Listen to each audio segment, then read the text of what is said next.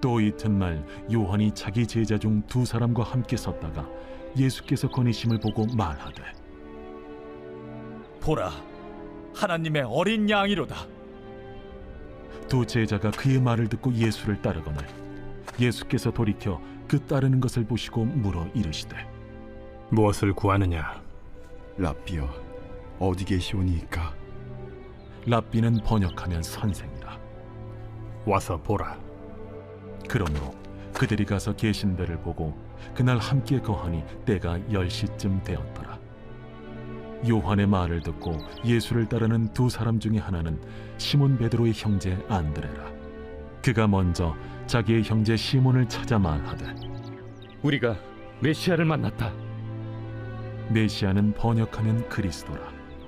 데리고 예수께로 오니 예수께서 보시고, 네가 요한의 아들 시몬이니 장차 게바라 하리라. 게바는 번역하면 베드로라. 이튿날 예수께서 갈릴리로 나가려 하시다가 빌립을 만나 이르시되, 나를 따르라. 빌립은 안드레와 베드로와 한 동네 베세다 사람이라. 빌립이 나다나엘을 찾아 이르되, 모세가 율법에 기록하였고 여러 선지자가 기록한 그 일을 우리가 만났으니 요셉의 아들 나사렛 예수니라. 나다나엘이 이르되, 나사렛에서 무슨 선한 것이 날 수 있느냐? 와서 보라. 예수께서 나다나엘이 자기에게 오는 것을 보시고 그를 가리켜 이르시되, 보라, 이는 참으로 이스라엘 사람이라. 그 속에 간사한 것이 없도다. 어떻게 나를 아시나이까? 빌립이 너를 부르기 전에 네가 무화과 나무 아래 있을 때 보았노라. 랍비여, 당신은 하나님의 아들이시요 당신은 이스라엘의 임금이로소이다. 내가 너를 무화과 나무 아래에서 보았다 함으로 믿느냐? 이보다 더 큰 일을 보리라. 진실로 진실로 너희에게 이르노니 하늘이 열리고 하나님의 사자들이 인자 위에 오르락 내리락 하는 것을 보리라. 자, 여러분, 여러분 전도할 때 여러분 어떻게 전도하세요? 여러분 어떻게 전도하세요? 여러 가지 전도 방법들이 있죠. 대표적인 방법이 사형리가 있고요. 또 글 얻는 책도 있고요. 우리가 했던 더4도 있고요. 뭐 그 외에도 또 여러 가지 전도법 많이 있습니다. 뭐 전도 시스템 통해서 보면은 여러분 어떤 방법으로 전도하십니까? 무엇을 가지고 전도하십니까? 어떻게 말씀을 나누십니까? 한번 교회 와볼래? 예수 믿음 너무 좋다. 아니면은 진짜 복음에 대해서 강의를 하고 계십니까? 어쨌든 여러분이 여러분의 전도 방법을 찾으시기를 간절히 바랍니다. 자, 그 중에 한 전도 방법 오늘 가르쳐 드릴게요. 안드레와 빌립은요 어떻게 예수님을 전했는지 간단합니다. 그들이 어떻게 전했다고 합니까? 그냥 와보라고 합니다. 확신에 가득 찬 목소리로 그냥 와보라 합니다. 와보라. 여러분, 와보라고 말할 수 있는 것은 내가 와서 봤기 때문에 할 수 있는 얘기예요. 나도 안 봤는데, 나도 가서 본 적이 없는데 가서 와보라, 그런 말을 못하죠. 내가 봤다는 얘기예요. 확신에 가득 찬 그런 믿음으로 얘기할 수 있는 거예요. 와보라. 그러니까 예수님 만난 사람은요 누구든지 와보라 할 수 있습니다. 여러분 예수님 만나신 분들 마음에 그럼 여러분들이 와보라 할 수 있는 거예요. 와서 보면 만난다는 겁니다. 이론적으로, 체계적으로, 논리적으로 안드레와 빌립은 전하지 않습니다. 안드레와 빌립은요 전도 학교를 다닌 적도 없습니다. 전도 훈련 받은 적도 없습니다. 그냥 예수를 와서 보니까 메시아시구나. 그들이 보고 난 다음에 뭐라고 합니까? 가서 와보라 하는 겁니다. 단순 무식해 보이죠, 와보라. 근데 그 와보라는 능력이 엄청 크다는 겁니다. 아무리 복음을 잘 전해도요 듣는 것만은 부족하다는 거예요. 우리가 사형리를 전합니다. 더4로에서 전합니다. 뭐 글 없는 책 가지고 복음을 전했습니다. 근데 듣는 것으로는 부족합니다. 그들이 뭐 해야 됩니까? 와서 예수 그리스도를 경험해 봐야 되는 거예요. 아직 대기 상태예요. 거기는 대기 상태. 다르게 말하면 아주 생짜배기, 아직 익지 않았다. 익으려면 어떻게 해요? 와서 예수의 불을 받아야죠. 그래야 익습니다. 그래서 뭐라 해야 됩니까? 자, 들었으면 이제 와 보라고 얘기를 할 수 있어야 됩니다. 오늘 말씀을 통해서 우리의 전도의 문이 열리고 우리의 확신에 가득 찬 믿음이 되기를 예수님의 이름으로 축원합니다. 자, 오늘 말씀 소개 한번 들어가 보겠습니다. 세례 요한이 제자 2명과 함께 했다가 예수님이 지나가는 걸 보고 뭐라고 얘기합니까? 보라, 하나님의 어린 양이로다 하고 얘기를 합니다. 근데 이 말을 듣고 난 다음에는요, 세례 요한의 두 제자가 그 스승을 버리고 예수님을 따라갑니다. 그럼 세례 요한이 말한 이 하나님의 어린 양은 무슨 의미가 있을까요? 여러분, 어린 양이라면 어떤 의미가 있을까요, 여러분? 그리고 왜 굳이 제자들 앞에서 굳이 왜 그 말을 제자들 앞에서 또 하고 있을까요? 자, 이스라엘 사람들이 어린 양이라면 어떤 이미지가 떠오를까요? 그때 당시 이스라엘 사람들이 어린 양이라면 유월절, 그렇죠? 장자의 죽음을서 구원한 게 바로 그 어린 양의 피니까 유월절 어린 양을 생각합니다. 그래서 이스라엘 사람들에게 하나님의 어린 양이라면 하나님께서 구약에 약속하신 메시아, 즉 구원자를 의미하고 있습니다. 세례 요한이 두 제자 앞에서 이런 말을 했다는 것은요, 두 제자에게 나를 떠나서 진짜 메시아이신 예수님을 따라가라는 그러한 공고의 의미가 그 안에 깔려 있다는 겁니다. 세례 요한은요, 앞절에서 보면 뭐라고 얘기합니까? 나는 그리스도도 엘리야도 그 선지자도 아니다. 나는 누구라고 말합니까? 메시아의 앞길을 예비하는 소리일 뿐이다 라고 자신을 밝혔잖아요. 그렇죠? 그래서 세례 요한은 내가 누구인지 너무나도 잘 알기 때문에 자신을 드러내지 않습니다. 누구를 드러내고 있습니까? 예수님을 드러내고 있습니다. 세례 요한은 3장 30절에 이렇게 얘기합니다. 같이 한번 읽어보겠습니다. 시작.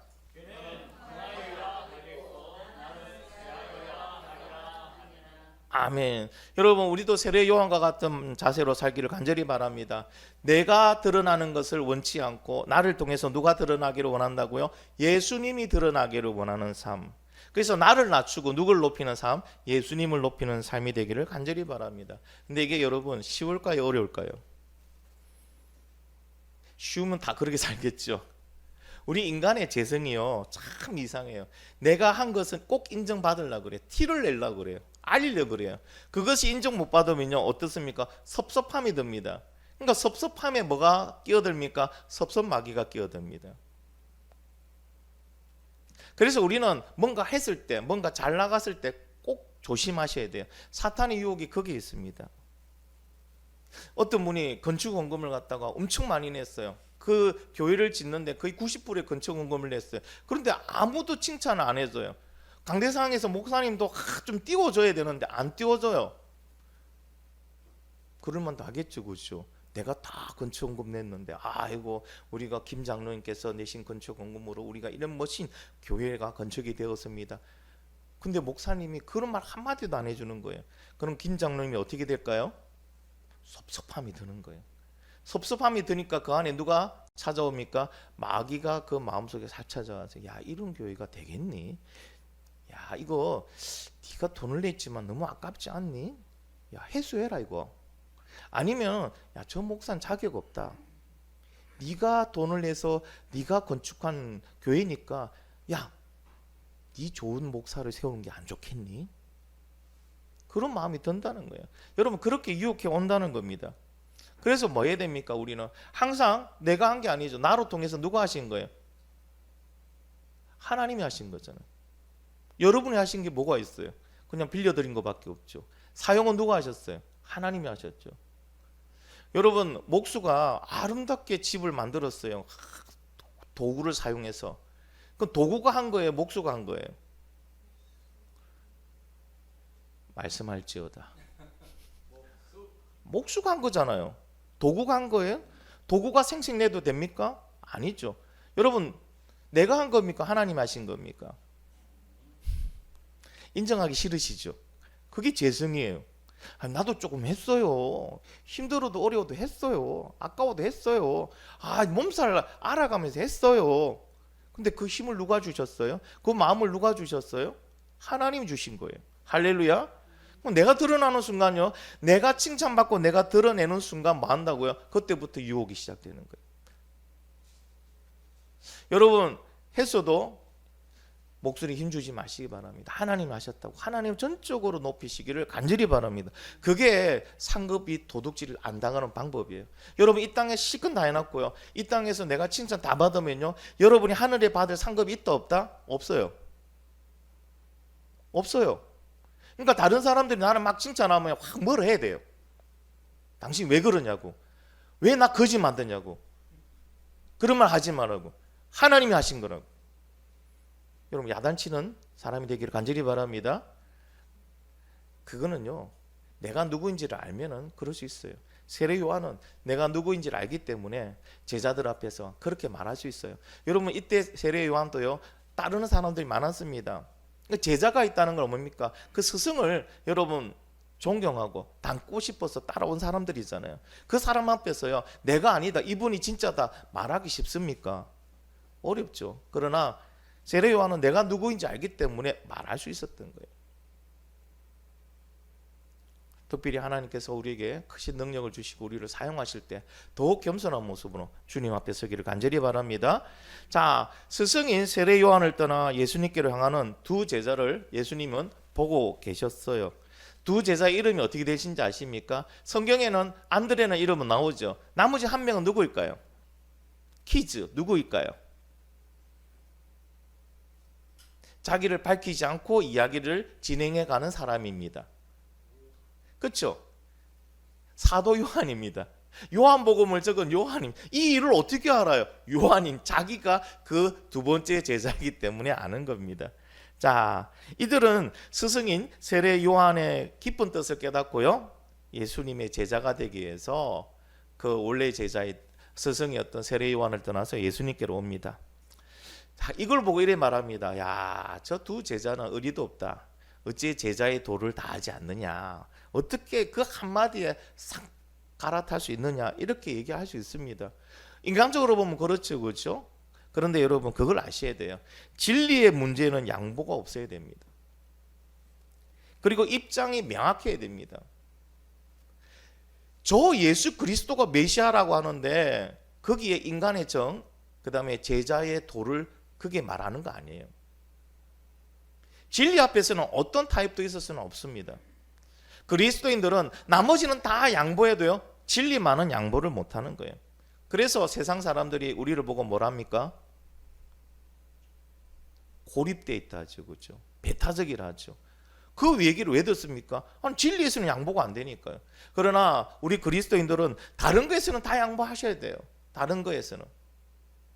그래서 균형이 맞아야 돼요. 진리는 사수하되 나머지 거는 양보하며 살 수 있는 그런 그리스도인의 모습으로 살아가야 됩니다. 안드레와 요한은요, 진리의 문제이기 때문에 자신의 입장이 분명히 한 겁니다. 그들이 뭐 제자로서의 어떤 도리를 다 안 하고 사람으로서 인격으로 완성되지 않았기 때문에 그 스승을 버리고 간 게 아닙니다. 진리의 문제이기 때문에 그렇습니다. 여러분, 진리의 문제는 사수하십시오. 그 목사님이 아무리 좋아도요, 말씀이 진리와 위반되는 이상한 말씀을 전하면요, 그거는 같이 있으면 안 돼요. 그 단체가 아무리 좋아도요, 그 단체가 행하는 게 진리가 아니면은 하면 안 됩니다. 제가 개척하기 전에 다른 교단에서 목사 안수를 받았는데 왜 교단을 옮겼느냐 하면은 진리의 문제가 속해 있더라고요. WCC에 대해서 명확한 입장을 밝히지 않고 있더라고요. 그래서 이건 아니다 싶어서 그냥 저 혼자 그 교단을 탈퇴해 나왔어요.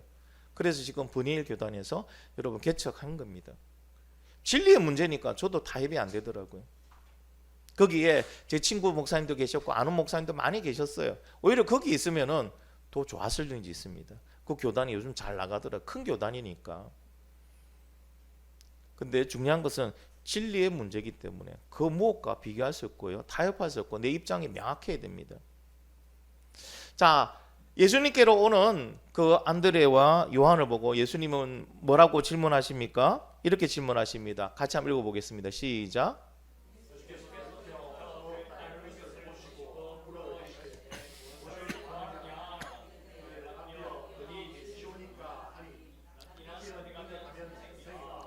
아멘. 자, 그 세례 요한의 제자였던 안드레와 요한이 예수님께로 오는 거 보고 죄송합니다.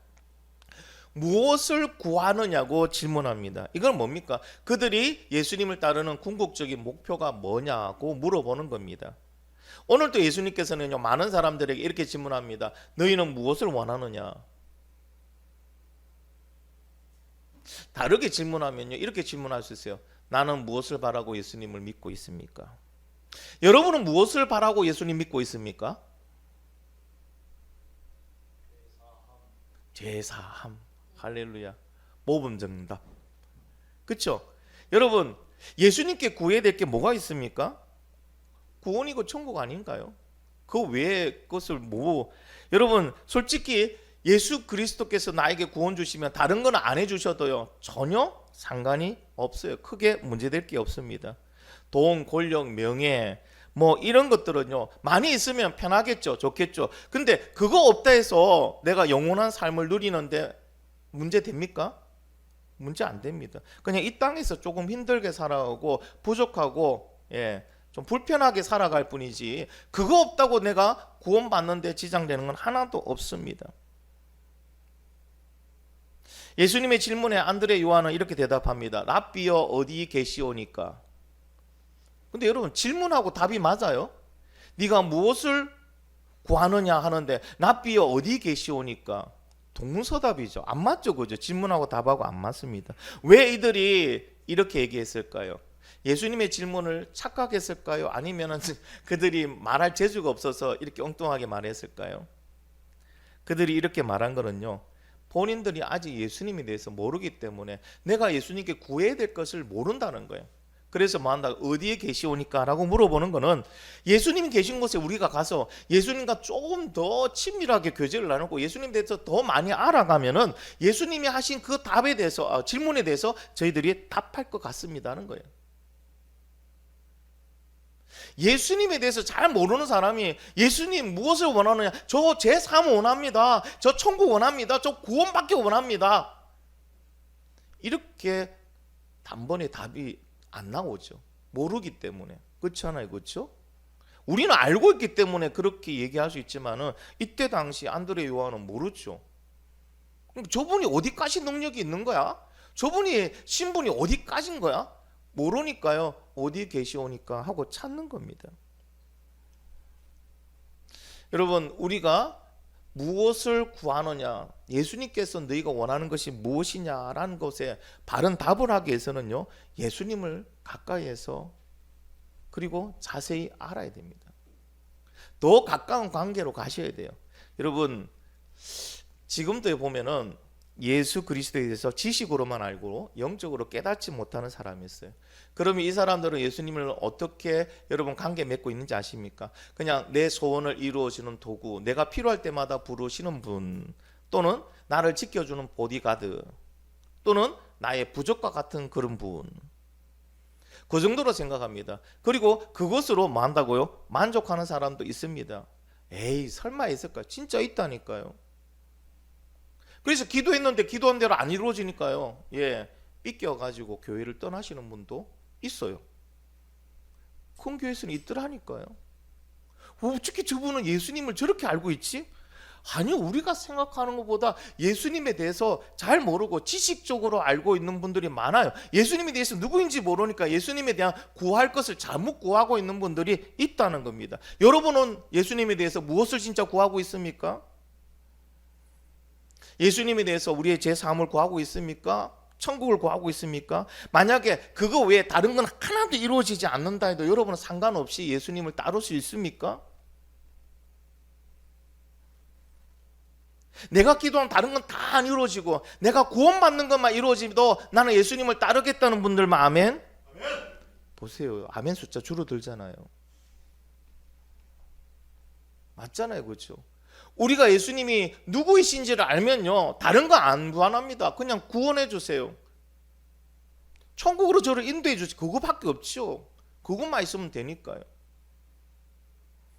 그런데 그것을 믿고 예수를 따른다 하더라도요 솔직히 우리 구원해 주시면 얼마나 감사하고 있습니까?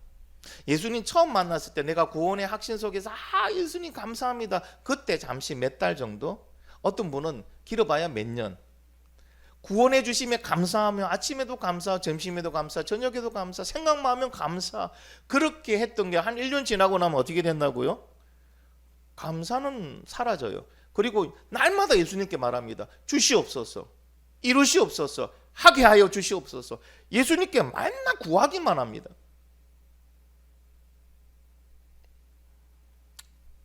그거는요 방향이 잘못 가는 거예요. 우리가 예수님 관계가 멀어지고 있다는 거예요. 예수님을 만나면 만날수록 가까이 가면 갈수록요 놀라운 예수 그리스도의 사랑밖에 우리는 보이지 않습니다. 그 사랑 앞에 우리가 무엇을 얘기할까요? 주여 구원해 주심에 감사합니다밖에 안 나오는 게 정상이에요. 근데 언제가 우리는 순간은요 감사는 주로 들고요 이것도 해주세요 저것도 해주세요 이것도 해주세요. 여러분 꼭 예수님이 우리의 소원을 이루어주는 도구같이 그렇게 사용되고 있어요. 물론 소원을 이루어 주실 때 있습니다. 그런데 그것은요 우리가 사용하는 도구로 이루어 주시는 게 아니고요 우리가 구원의 은혜 가운데서 이 땅을 살아가는데 도와주시는 은혜예요. 여러분 예수 그리스도와 더 가까이 계시기를 바랍니다. 뭐라고 합니까? 어디 계시오니까? 왜? 모르니까. 뭘 구해야 될지 모르니까. 예수님을 더 확실히 자세히 아시기를 간절히 바랍니다. 할렐루야. 자, 그러면요 예수님께서는요 그 안드레와 요한에게 뭐라고 대답합니까? 어디 계시오니까? 라고 물어보니까 그들에게 이렇게 대답합니다. 와서 보라. 같이 한번 읽어보겠습니다. 시작.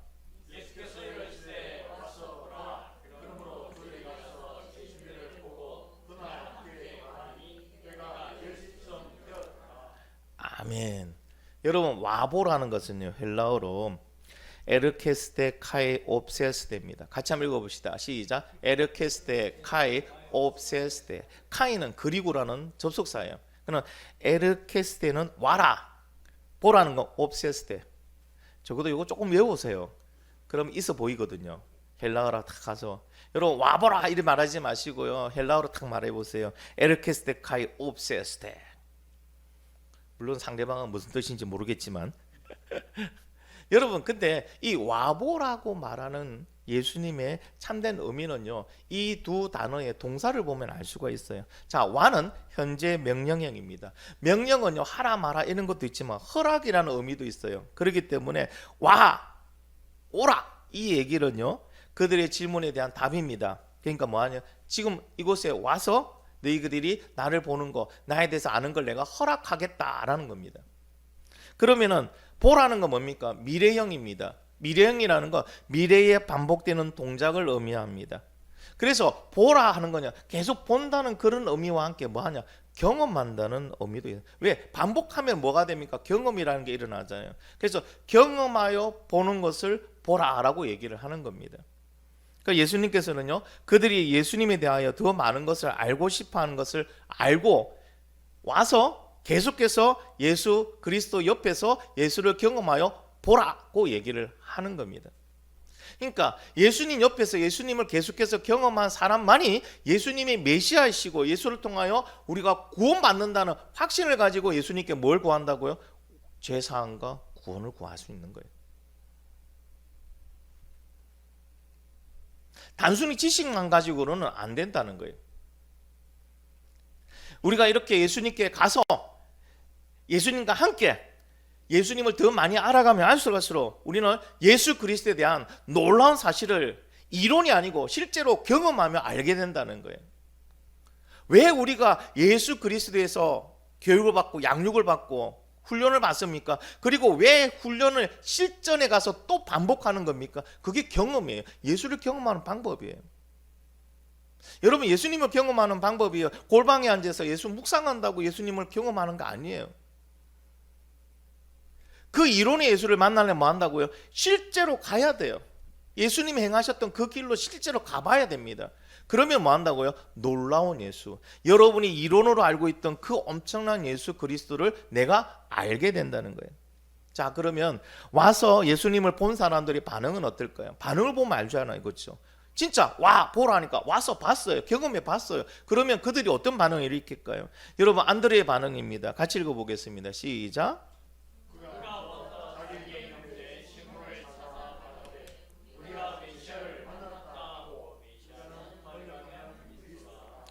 아멘.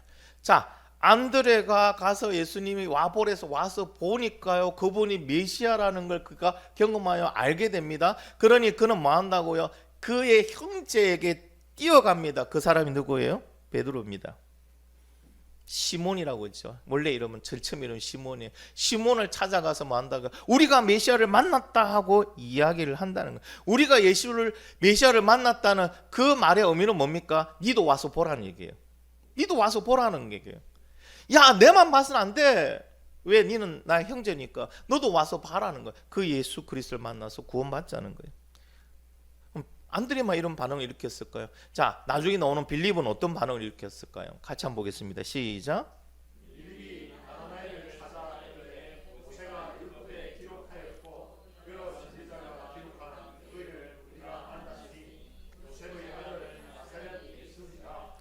아멘. 갈릴리로 가는 길에 누굴 만납니까? 빌립이라는 사람을 만납니다. 나를 따르라, 즉 나의 제자가 되라. 그 빌립이 와보라 말과 같잖아요. 따르라, 와보라. 와서 예수님을 보고 나니까 뭐 한다고요? 그것도 안드레와 동일한 반응을 일으키네요. 어떻게 합니까? 친구인 나다나엘을 찾아갑니다. 그에 가서 뭐라고 말한다고요? 모세가 율법에 기록하고 여러 선지가 기록한 그 이름 우리가 만났다. 이 말이 뭐예요? 메시아를 만났다는 거죠. 메시아를 만났다는 거죠. 자, 그래서 여러분 와서 본 자의 공통점이 있습니다. 뭐 한다고요? 와서 본 자는 전하게 되더라. 와서 예수 그리스도를 경험하여 본 자는 반드시 전하게 되더라. 하나같이 예수 그리스도를 만나서 본 자는 다 전합니다. 안드레는 영광스럽게도 개인적으로 또는 교회사적으로요, 복음을 자발적으로 전한 최초의 전도자가 되었어요. 와서 보니까. 누가 시키지 않았잖아요. 안드레 빌립의 전도의 특징은요, 이렇게 말할 수 있습니다. 첫 번째 자발적이었다. 그들이 훈련받아서 한 거 아니에요. 누가 시킨 것도 아니에요. 뭐 한다고요? 그들이 와서 예수 그리스도를 와서 보니까 와 메시아다. 그러면 어떻게 되지? 내 형제에 가서 전해야 돼. 내 친구에게 전해야 되겠다. 그래서 그들은요 자발적으로 가서 예수님을 전했습니다. 둘째는요, 가장 가까운 대상에게 제일 먼저 가더라는 거예요. 여러분, 전도의 원칙 중에 하나가 뭔지 아십니까? 먼 대상 아니에요. 가장 가까운 대상, 가장 전하기 쉬운 대상, 그 대상에게 복음을 전하는 거예요. 그 대상이 누구였다고? 형제였고 친구였어요. 세 번째로는요, 둘 다 확신에 가득 찬 모습으로 예수님을 전했어요. 내가 메시아를 봤다. 메시아인가? 그럴 수도 있는 분을 봤다. 이게 아니에요. 그러니 둘 다 대답은 뭡니까? 가서 뭐합니까? 여러분, 나다나엘이 뭐라고 얘기합니까? 빌립의 말을 듣고, 야, 나사렛에서 무슨 선한 것이 날 수 있느냐. 네 말이 틀렸다는 거죠. 당시 사람들이 이 나사렛 지역이라는 데 부정적인 그런 개념을 가지고 있었거든요. 그런데 거기에 대해서 빌립이요 나다나엘과 어떤 논쟁을 풀리지 않습니다. 논쟁할 필요가 없죠. 그냥 그는 자기가 본 그대로 얘기합니다. 뭐라고요? 와보라. 야, 너하고 논쟁할 필요 없어. 간단해. 너도 와서 보면 돼. 그러면 너도 알아. 전도 여러분 어렵게 하실 필요 없습니다. 우리가 복음을 전할 때요 논쟁할 필요가 없어요. 예수가 어떻게 사람으로 태어났는데 하나님 아들이냐, 거기에 뭐 증명한다고 성경이 어떻다 말할 필요가 없습니다. 우리는 예수 그리스도를 믿으면 천국 간다는 그 사실과 와서 보라고 하면 됩니다. 내가 와서 들어서 예수 그리스도를 보니까 그를 통하여 내가 구원받았다.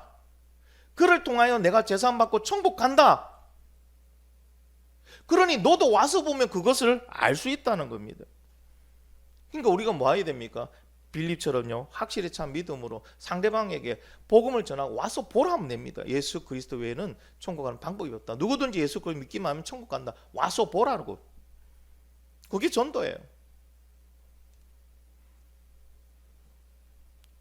와서 보니까 그들이 예수 그리스도를 만나니까요. 여러분, 그 체험을 통해 여러분 아무리 우리가 이론적으로 복음을 전해도 그들이 와서 보지 않는 이상에는 예수를 만날 수가 없잖아요. 믿음이 성장할 수 없잖아요. 그래서 마지막에 여러분이 딱 한 멘트를 생각하고 계셔야 돼요.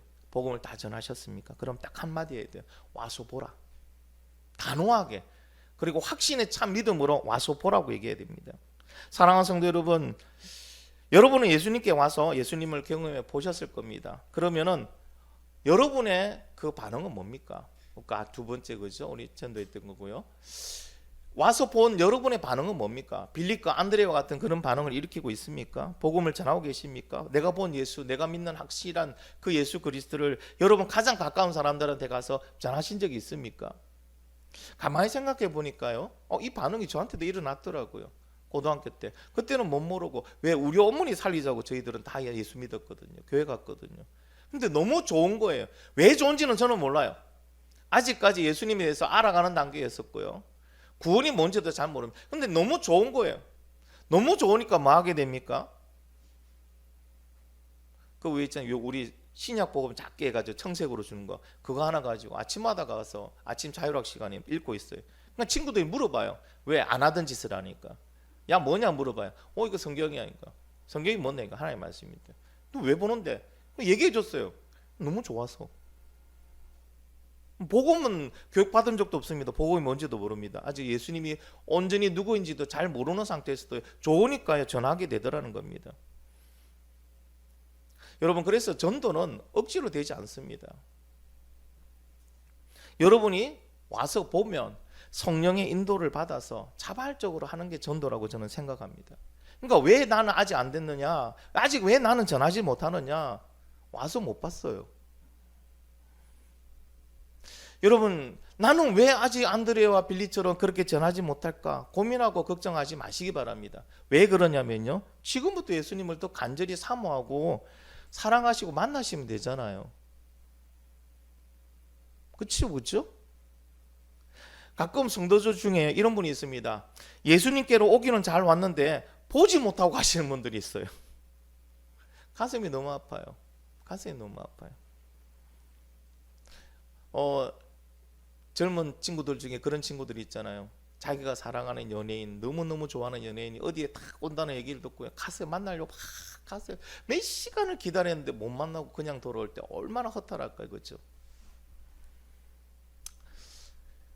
이처럼요, 예배의 자리는 잠깐까지는 잘 오셨어요. 근데 예배를 통해서 예수님을 보지 못했다는 거예요. 얼마나 억울합니까?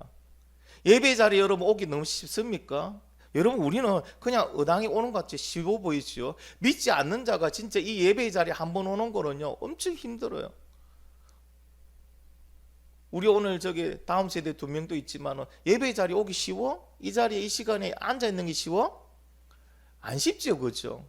쟤들이 온다는 건요 진짜 우리보다 몇 배도 힘든 걸 이기고 오는 겁니다. 그런데 왔는데 예수님을 못 만나면 얼마나 억울합니까? 사랑하는 성도 여러분, 여러분이 참석한 모든 예배에서 간절히 예수님을 찾으시기 바랍니다. 이왕 왔다면 이 시간에 다른 생각 하지 마시고 나의 모든 간절함을 다해서 예수님을 찾으시기 바랍니다. 왜? 예수님께서는 간절히 예수님을 찾는 자를 반드시 만나 주시기 때문에 그렇습니다. 우리가 동일하게 다 예배를 드리고 있지만 같은 예배지만요, 여러분, 예배의 그 열매들은 다 틀리더라는 거예요. 얼마나 간절한 마음으로 예배를 드리냐에 따라서 하나님 주신 은혜가 틀려요. 예수님을 만나는 그 정도가 틀립니다. 힘들고 어려운 상 가운데 예배 자리에 참 잘 오셨어요. 그렇다면 이제 간절함을 통해서 여러분이 예배를 통해 나는 반드시 예수님 만나야 되겠다는 그런 간절함으로 드리는 모든 예배가 되기를 예수님의 이름으로 축복합니다. 자, 그러면 와서 예수님을 본 사람이 이제 변화를 보겠습니다. 반응 말고 이제 변화입니다. 어떤 변화가 일어날까요? 왜 우리는 와서 예수님을 반드시 봐야 될까요? 이 변화 때문에 그래요. 자, 첫 번째로는요, 게바라는 이름에서 시몬의 이름으로 바뀌었어요. 자, 읽어보겠습니다. 시작.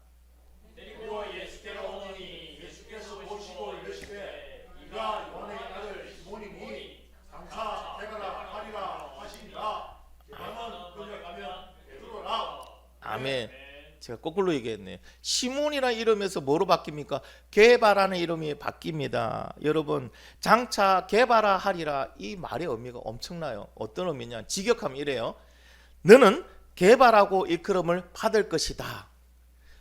너는 게바라라 일컬음 받을 것이라는 건 네가 그렇게 살아나가는 거에 누가 이렇게 만들어준다는 거예요. 하나님이 너를 이렇게 만들어 주겠다고 합니다. 그럼 이름의 뜻을 알아볼게요. 시몬은요, 사막이라는 뜻이고요. 게바는 수리아 말인데 헬라어로 번역하면요, 베드로라는 뜻으로 반석이에요. 자, 사막은 모래가 부러진 거죠. 흩어지는 거죠. 이 의미가 없습니다. 그렇죠? 집 한번 올릴 수 없어요. 근데 반석은 어떻습니까? 그 위에 집을 지을 수가 있어요. 기초로 다질 수 있어요. 귀중하게 쓴다는 겁니다. 예수님께서는 사막 같은 인생을 반석과 같은 인생으로 만들어 주시겠다고 지금 약속하시는 거예요. 실제로 베드로는 예수님을 통해서 그의 인생이 초기 기독교 믿음의 틀을 다지는데 반석으로 사용이 되었습니다. 이름이 바뀌었다는 것은 인생이 바뀐다는 겁니다. 여러분, 예수님께서는 우리의 과거를 묻지 않습니다. 시몬이라는 이름을 가지고 온 그 사람의 네 과거는 뭐 어땠니? 그걸 보고 예수님 쓰지 않더라는 겁니다. 예수님에게 중요한 건 과거가 아니에요. 과거에 내가 어떤 사람이든 상관이 없습니다. 예수님은 지금부터의 미래를 어떻게 하신다고요? 와서 본 그 사람의 그것을 계획해 주신다는 거예요. 그래서 와서 예수님을 본 사람은 현재와 미래에 대하여 새롭게 설계해 주시는 거예요. 내 인생이 안 바뀌었어요. 예수 믿기 이전과 이후가 완전히 바뀌어야 돼요. 안 바뀌었어요. 아니, 와 오는 것까지 잘했는데 보지를 않았다는 거지. 솔직히 여러분 자신에게 얘기해 보세요. 예배 자리에 와 있으나 예수 그리스도를 본 적이 있으십니까? 얼마나 경험하여 여러분 보고 계십니까? 그러니 뭐 한다고요? 안 바뀌는 거예요. 와서 본 자는 예수님께서요 그 현재와 미래를 재설계합니다. 인생을 재설계해 주십니다. 그래서요 사막에서 반석으로 인생을 바꿔 놓으시는 거예요. 사랑하는 성도 여러분, 우리는 예수님 안에서 새로운 피조물임을 믿으시면 아멘. 새로운 피조물이라는 것은요 약간 부분 수리했다는 게 아닙니다. 완전히 바뀌었다는 겁니다. 성질이 바뀌었어요. 형태가 바뀌었어요. 그래서 믿음은요, 내가 예수 그리스도를 믿고 예수 그리스도를 와서 보게 되면은 우리 인생 전부를 어디에 걸어 놓습니까? 예수님께 맡기는 거예요. 그럼 예수님은 어떻게 하신다고요? 그 인생을 재설계해 주시는 거예요. 아직도 내 인생이라고 붙들고 있으니까 재설계가 안 돼. 아직도 오기만 하고 보지를 못했기 때문에 재설계된 인생을 살아가지 못하는 거예요. 그게 완전한 변화잖아요. 우리가 믿음의 간증을 듣는 사람들을 보면 많이 부러우시죠.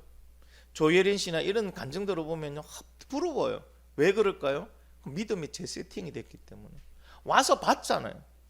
그러니까 어떻게 합니까? 그러니까 예수님께서 그 남은 인생들, 앞으로 살아갈 인생들을 재설계해 주시잖아요. 그러니까 사막에서 반석으로 바뀌는 인생을 살아가잖아요. 조혜린 씨 욕 많이 들었거든요. 그 인생요 비참하지 않았습니까? 그런데 그 이후의 인생은 어떻습니까? 반석과 같은 인생이 됐잖아요. 그거는 조혜린 씨만 해당하는 얘기가 아닙니다. 우리에게도 해당되는 얘기인 줄 믿습니다. 또 하나의 인물이 있습니다. 변화를 받은 인물이 있습니다. 나다나엘입니다. 자, 예수님께서 나다나엘 오시는 것을 보고 이렇게 말씀하십니다. 같이 한번 읽어보겠습니다. 시작.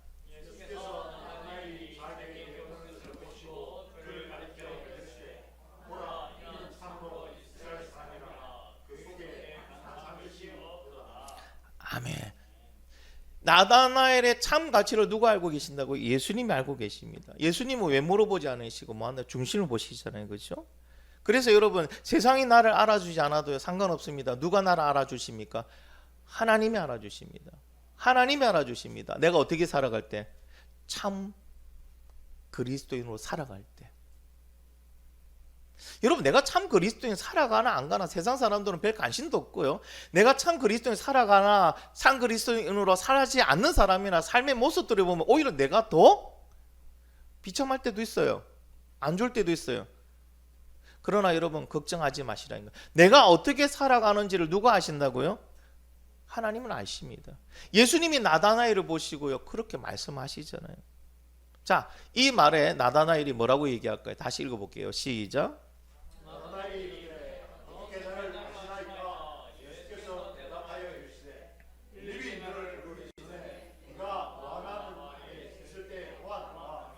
아멘. 여러분, 예수님이요 나다나엘의 참 사람된가 그가 또 무화과나무에 있는 것을 보셨다고 합니다. 이것이 뭐예요? 예수님의 신적 능력이에요. 육신은 우리 같은 육신이지만 능력은 신적 능력을 가지고 있음을 볼 수 있습니다. 여러분, 무화과 나무 아래 있다, 이 말이 뭐냐면 탈무드에서 보면요 큰 나무 아래에서 율법을 배우고 기도와 영상을 하는 것이 유대인의 관습이라고 나와 있습니다. 그러니까 어떻습니까? 하나님의 말씀을 읽고 묵상하고 기도하는 걸 어디에서 한다고? 큰 나무 밑에서 하는 거예요. 정말로 큰 나무 밑에서 이걸 했다는 것은요 그만큼 나다나엘이 경건한 유대인인 것을 알 수 있다는 얘기입니다. 그냥 겉으로만 화려하게 나타나는 유대인이 아니고요. 그가 참으로 속에서부터 경건한 유대인인 것을 알 수 있다는 겁니다. 이 말을 들은 나다나엘이 예수님께 뭐라고 고백합니까? 하나님의 아들입니다. 이스라엘의 임금입니다라고 고백합니다. 그 예수 그리스도에 대해서. 예수 그리스도께서는 그 나다나엘의 고백을 들으시고 다음과 같은 엄청난 이야기를 그에게 합니다. 읽어보겠습니다. 시작.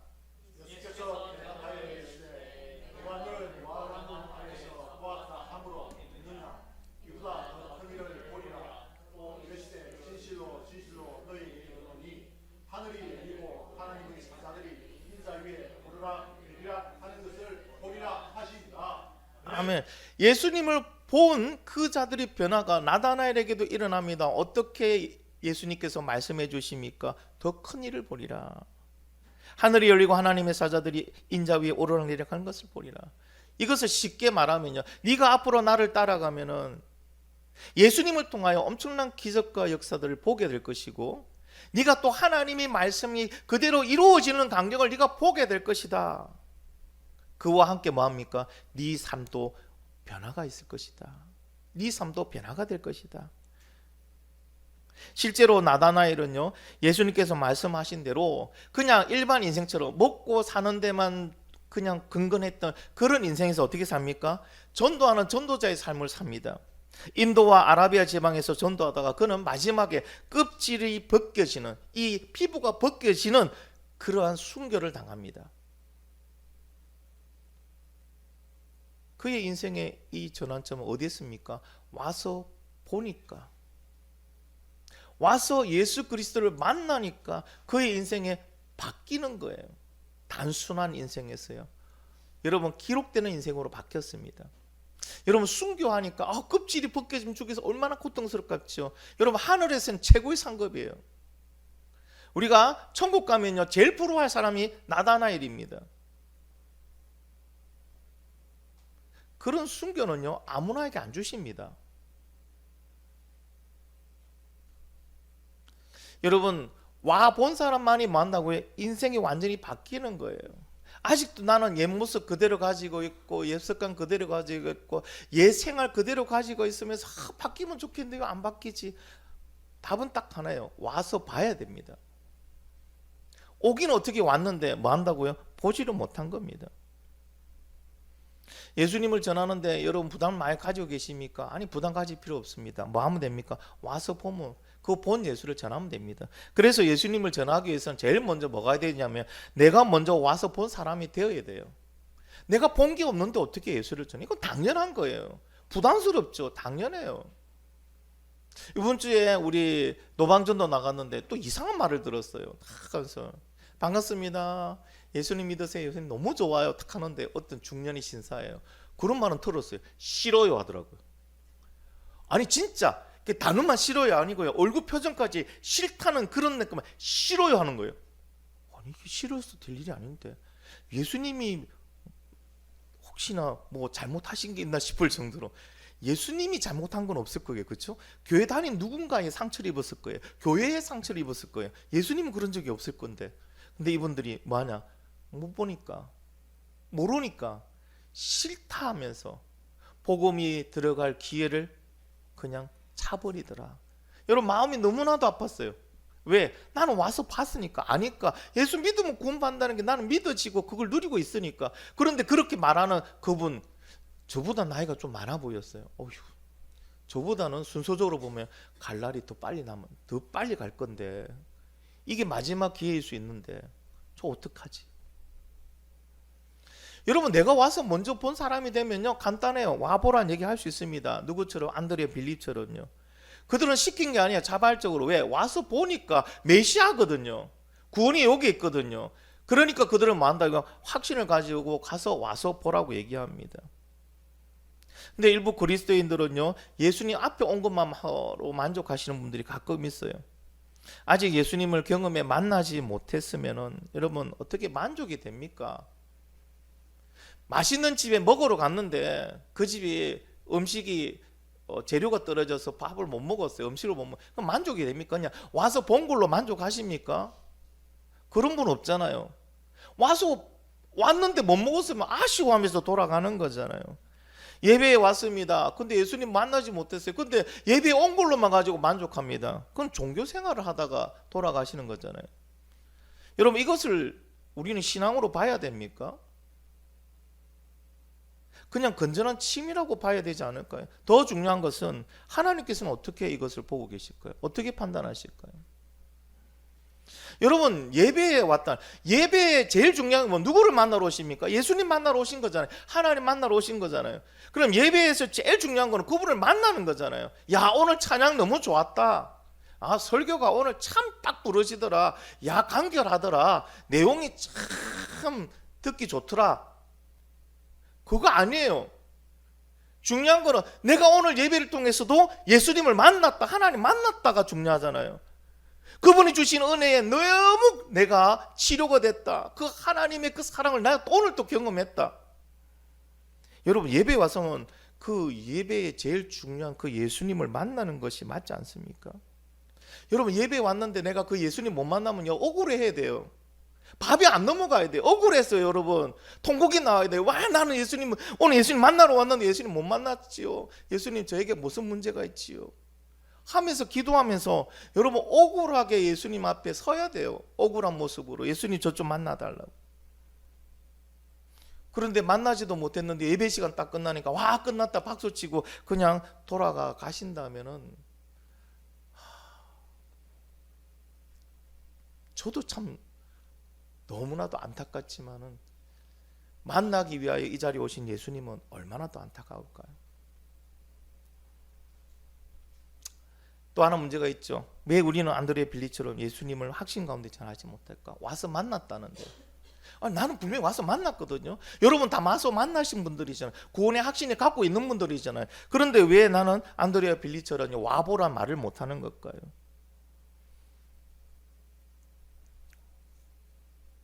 첫 번째는요, 아직도 못 만나셨거나, 두 번째로는요, 이렇게 이전에는 열정적으로 예수님에 대해서 전했는데 지금은 그렇게 못하고 있다. 그거는요, 예전에는 만났는데 지금은 못 만나는 거예요.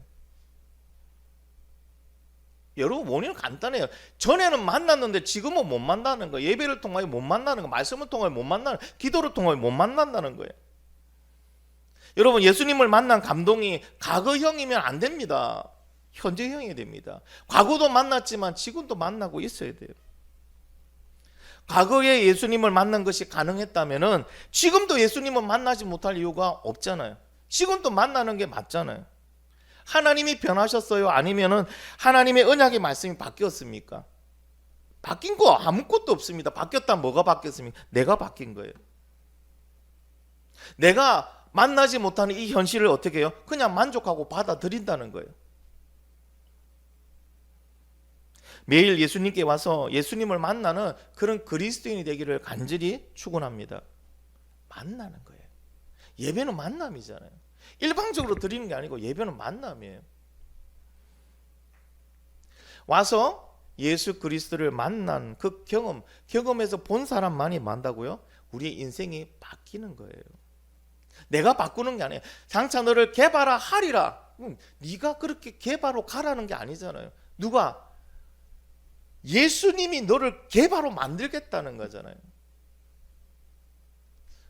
우리가 예수 그리스도를 온전히 만나면 만난 관계 속에서 우리는 바뀌고 있는 거예요. 그러나 만남이 없는 관계 속에서는 바뀔 수가 없습니다. 여러분, 세상에서 인재를 구할 때 뭘 봅니까? 여러분, 어디 입사를 하려면 무엇을 내밉니까? 여러분이? 이력서를 내미죠. 이력서는 현재요, 미래요, 과거예요. 과거의 기록들이죠. 여러분, 세상은요, 나의 과거의 기록들에 초점을 맞춥니다. 그러나 예수 그리스도는요, 나의 과거보다 지금 와서 보고 있는 현재의 나를 보고 있는 거예요. 과거의 나의 모습이 뭐 화려했다, 처량했다, 나빴다 그런 거 필요 없습니다. 지금 와서 보는 이 시점에서 뭐 한다고요? 그 나를 중요시하는 거예요. 지금 와서 만나는 나를 뭐 한다고요? 나의 인생의 남은 기간을 재설계해 주시는 거예요. 다시 한번 여러분 힘을 내시기 바랍니다. 다시 한번 간절하게 예배를 들으시기 바랍니다. 여러분 간절히 예배 드리시고 찬양도 간절히 드리시고 기도도 여러분 온 전심을 다해 하시기 바랍니다. 그래서 예배와 말씀과 기도 가운데 역사하고 계신 그 예수 그리스도를 만나시기 바랍니다. 만나야만이 뭐가 된다고? 내 속에 변화가 있는 거예요. 신앙의 믿음의 성장이 있는 거예요. 그 안에 답이 있는 거예요. 그래야 뭐가 되는 거예요? 시몬이 게바로 바뀌듯이 우리 또 바뀌는 거예요. 형식으로 와 있는 것만 만족하지 마시기 바랍니다. 오늘 예배 드렸다로 만족하지 마시기 바랍니다. 오늘 말씀 봤다로 만족하지 마시기 바랍니다. 여러분이 예배 드릴 때, 말씀 볼 때, 기도할 때 여러분 어떤 마음을 봐야 되는가? 내가 이것을 통하여 오늘 예수님 만나겠다는 간절함으로 여러분이 행하시면 그 가운데 임하시는 예수 그리스도를 여러분 만날 수 있습니다. 이런 예수님께서는요, 예수님께 와서 예수님을 경험해 본 사람의 현재와 미래를 다시 재설계하십니다. 그렇기 때문에 중요한 게 뭡니까? 와 보는 겁니다.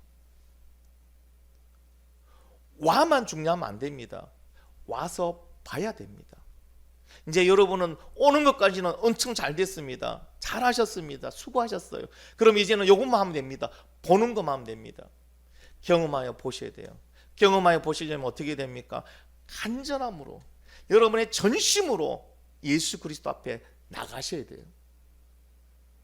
흉내내고 앉아있지 마시고 내 마음에 찌꺼기까지 다 끌어올려서 전심으로 나가서 그 예수 그리스도를 부르짖어 있고 그 예수 그리스도를 찬양하고 그 예수 그리스도께 예배드리고 예수님의 말씀을 듣는 거예요.